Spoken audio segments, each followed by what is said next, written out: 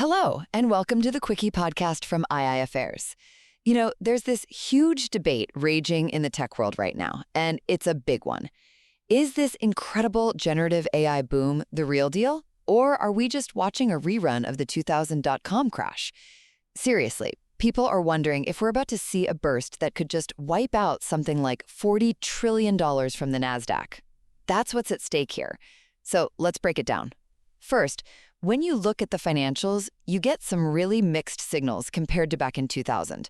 On one hand, things look way more stable. I mean, you've got behemoths like Microsoft and NVIDIA who are established, they're wildly profitable, and they have really strong balance sheets. That's a world away from the speculation we saw 2 decades ago. But, and this is a big but, the debt being taken on to build all these new AI data centers is just on another level.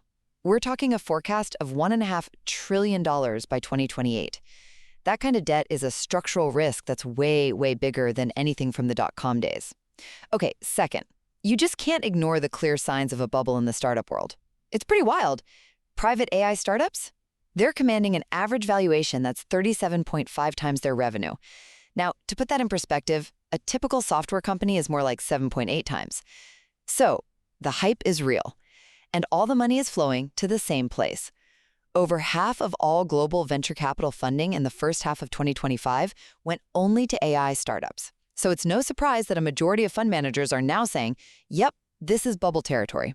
And finally, there's OpenAI. Their financial situation might just be the biggest risk catalyst for the whole industry. The company's projecting losses up to $5 billion in 2024.